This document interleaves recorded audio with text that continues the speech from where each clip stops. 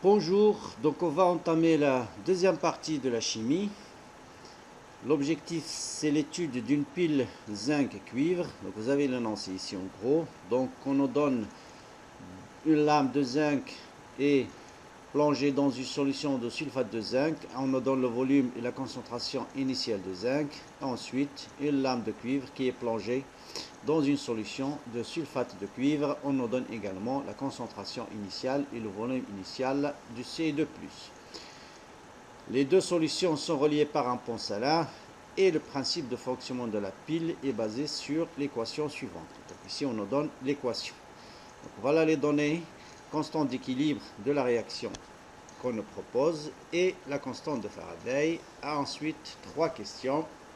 Déterminer le sens d'évolution spontanée de la pile, ensuite le schéma conventionnel de cette pile, et enfin, pendant son fonctionnement, un courant circule de 75 mA dans le circuit, déterminer le temps maximal de fonctionnement de cette pile. Comme d'habitude, essayez de faire d'abord votre propre solution, ensuite vous pouvez suivre avec moi la correction. Comme c'est le premier exercice sur les piles que je vais traiter, donc je vais commencer par rappeler le fonctionnement d'une pile. Donc une pile, c'est quoi? Donc c'est quoi son rôle? Donc le rôle d'une pile, c'est de convertir une énergie chimique en énergie électrique. De quoi est formée une pile? En général, elle est formée par deux demi-piles. Ici, une demi-pile de zinc et là, une demi-pile de cuivre. De quoi est formée une demi-pile? Souvent d'une électrode émergée dans une solution qui contient des ions et des cations. En l'occurrence ici, électrode de zinc émergée dans une solution qui contient Zn de plus et SO4 de moins. Et ici, vous avez une électrode de cuivre qui est émergée dans une solution qui contient Ce de plus et SO4 moins. Comment fonctionne une pile? On nous dit, voilà les demi-réactions qui ont lieu pendant son fonctionnement. Donc le zinc nous donne Zn de plus 2 électrons. Donc c'est le zinc qui fournit les électrons. Donc si un électron est fourni par le zinc, qu'est-ce qu'il va faire? Donc l'électron se déplace vers l'autre électrode. Une fois arrivé à l'autre électrode, il va être capté par les Ce2+, qui se trouvent en solution. Voilà, par exemple, j'ai noté ici un Ce2+ en jaune. Donc ce Ce2+ va capter cet électron qui est arrivé à cette électrode de cuivre pour former le cuivre solide qui va être déposé sur cette électrode. Donc si le zinc nous donne Zn de plus un électron, on a vu le sens de déplacement de l'électron. Donc il y a ici un Zn de plus qui va venir en solution. Donc on aura une solution riche en cations par rapport aux anions. Or une solution doit rester électriquement neutre. Donc qu'est-ce qui va se passer?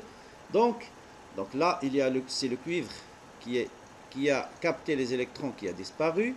Pour garder l'électroneutralité, il va y avoir un déplacement de cations dans le pont salin. Donc ici, vous avez un cation de plus de Zn de plus, ici un cation de moins de cuivre. Donc, on va avoir un cation de cette solution qui va se déplacer, en l'occurrence K+, pour assurer l'électroneutralité, ou si vous voulez, pour remplacer le Ce2+ qui a disparu de cette solution, et à l'inverse, un anion qui va se déplacer de cette solution-là pour compenser le Zn de plus qui est apparu ici. Bien, donc on a vu maintenant, et comme ça, bien sûr, la pile va fonctionner jusqu'à l'élimination complète, soit du zinc, soit on n'aura plus de Ce de plus qui vont capter les électrons qui vont arriver, et souvent dans notre cas-là, c'est le Ce de plus qui va être, lorsqu'il n'y a plus de Ce de plus en solution, il va y avoir arrêt de fonctionnement de la pile. Donc voilà un peu le principe de fonctionnement. On va passer maintenant à la première question. Toujours avant cela, pour prévoir le sens d'évolution spontanée, on compare bien sûr le quotient de réaction à la constante d'équilibre. Si le quotient de réaction est plus petit que la constante d'équilibre, c'est le sens direct qui est favorisé. Donc si le quotient de réaction est supérieur à la constante d'équilibre, la réaction va évoluer de façon spontanée dans le sens inverse. Donc pour répondre à la première question, c'est-à-dire pour déterminer le sens d'évolution spontanée, il suffit de calculer le quotient de réaction et de le comparer à la constante d'équilibre. Eh bien l'équation on nous donne l'équation de réaction. L'équation de réaction, c'est bien sûr la concentration des réactifs divisée par la concentration des produits. On ne fait pas intervenir tout ce qui est solide dans le quotient de réaction. Donc il nous reste juste la concentration de Zn de plus divisée par la concentration de Ce de plus qui est égale à 1, beaucoup plus faible que la constante d'équilibre. Donc la réaction va évoluer de façon spontanée dans le sens 1. Maintenant, deuxième question, on nous demande de déterminer le symbole conventionnel de cette pile, c'est-à-dire de déterminer quelle est l'anode et quelle est la cathode. Eh bien, c'est très simple, il suffit de se rappeler que là où il y a l'oxydation, c'est tout simplement, on la note par convention, c'est la note. Donc si ici on a dans Zn de plus des électrons, donc c'est la réaction d'oxydation, donc un réducteur, je vous rappelle, subit l'oxydation, donc l'électrode de zinc, ça sera l'électrode, ça sera l'anode ou bien ce sera la borne moins de la pile. Une autre façon de se rappeler, vous voyez le zinc donne des électrons, donc 2 électrons se repoussent, donc bien sûr c'est la charge, le zinc va être chargé négativement. Et en l'occurrence, là où il y a la réduction, donc l'oxydant subit une réduction, c'est ce qu'on appelle la cathode par convention. Une autre façon de se rappeler aussi, vous voyez ici l'électrode de cuivre attire les électrons, or de charge de signe contraire s'attire, donc l'électrode de cuivre, ce sera la cathode. Et par conséquent, une fois qu'on connaît l'anode et la cathode, le symbole conventionnel de la pile, on le note comme suivant, le signe moins, l'électrode, l'anode, ensuite le signe plus, la cathode. Dernière question, on nous demande un courant de 75 mA circule dans la pile, 1000 ampères, déterminer le temps maximal de fonctionnement de la pile.